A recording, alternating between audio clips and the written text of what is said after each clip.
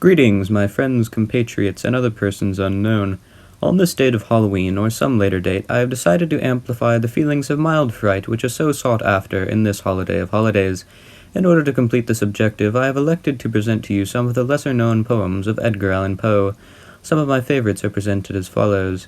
I do hope that you are brought some semblance of feeling more deep and meaningful than the shallow sentiments of fright that propagate with prodigious propensity in the Halloweens of more recent years. That just means I hope you enjoy. Let us begin. El Dorado by Edgar Allan Poe.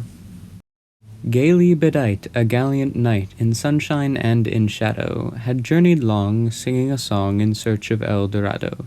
But he grew old, this knight so bold, and o'er his heart a shadow fell as he found no spot of ground that looked like El Dorado. And as his strength failed him at length, he met a pilgrim shadow. Shadow, said he, where can it be, this land of El Dorado? Over the mountains of the moon, down the valley of the shadow. Ride, boldly ride, the shade replied, if you seek for El Dorado. Annabelle Lee by Edgar Allan Poe. It was many and many a year ago in a kingdom by the sea, that a maiden there lived whom you may know by the name of Annabelle Lee. And this maiden she lived with no other thought than to love and be loved by me. She was a child and I was a child in this kingdom by the sea. But we love with a love that was more than love, I and my Annabelle Lee, with a love that the winged seraphs of heaven coveted her and me. And this was the reason that long ago in this kingdom by the sea, a wind blew out of a cloud by night, chilling my Annabelle Lee, so that her high-born kinsman came and bore her away from me, to shut her up in a sepulchre in this kingdom by the sea. The angels, not half so happy in heaven, when envying her and me, yes, that was the reason, as all men know in this kingdom by the sea, that the wind came out of the cloud, chilling and killing my Annabelle Lee. But our love was stronger by far than the love of those who were older than we, of many far wiser than we.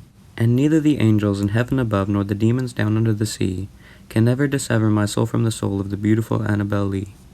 For the moon never beams without bringing me dreams of the beautiful Annabelle Lee, and the stars never rise but I see the bright eyes of the beautiful Annabelle Lee. And so all the night tide I lie down by the side of my darling, my life and my bride, in her sepulchre there by the sea, in her tomb by the side of the sea. The Bells by Edgar Allan Poe. Hear the sledges with the bells, silver bells, what a world of merriment their melody foretells, how they tinkle, tinkle, tinkle in the icy air of night, while the stars that oversprinkle all the heavens seem to twinkle with a crystalline delight, keeping time, in a sort of runic rhythm, to the tintinnabulation that so musically wells from the bells, bells, bells, bells, bells, bells, bells, from the jingling and the tinkling of the bells. Hear the mellow wedding bells, golden bells, what a world of happiness their harmony foretells, through the balmy air of night, how they ring out their delight, from the molten golden notes all in tune. What a liquid ditty floats to the turtle dove that listens while she gloats on the moon. Oh, from out the sounding cells, what a gush of euphony voluminously wells, how it swells, how it dwells on the future, how it tells of the rapture that impels to the swinging and the ringing of the bells, bells, bells, of the bells, bells, bells, bells, bells, bells, bells, to the rhyming and the chiming of the bells.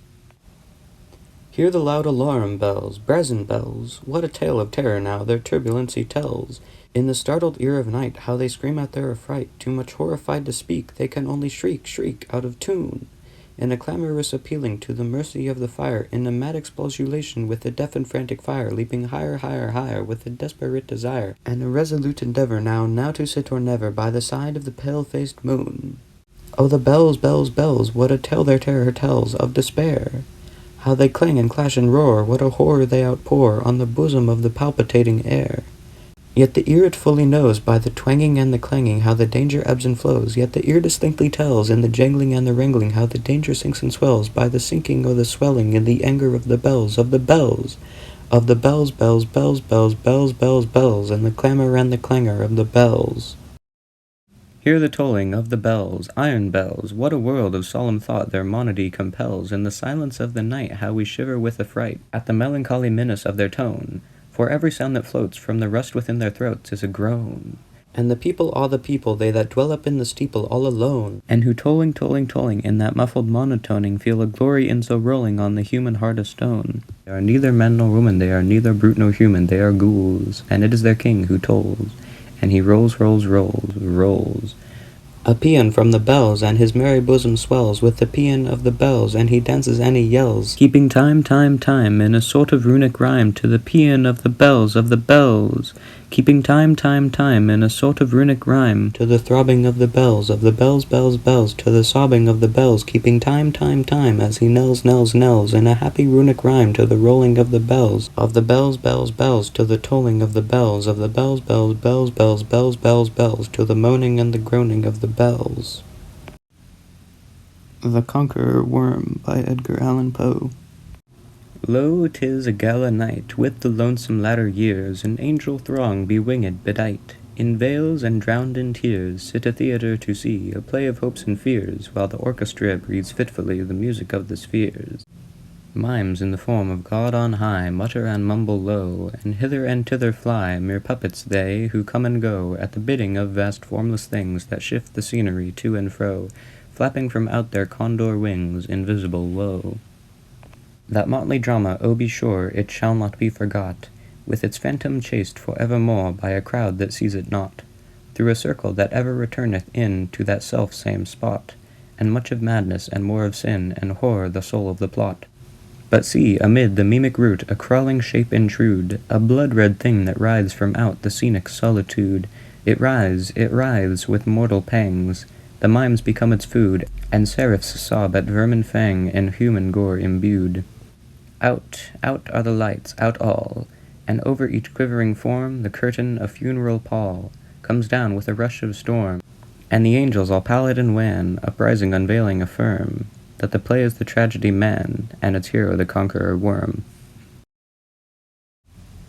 My respect and adoration to all those souls whom have remained present throughout the duration of the presentation, I strongly suggest that you do not let it slip your mind the notion of indicating your desire for subscription to the blood-red button that we all cherish and covet, or to give your adoration in the form of selecting the device of opposing color scheme which signals to the vast and unknowable systems of the great YouTube that you enjoy this submission of mine.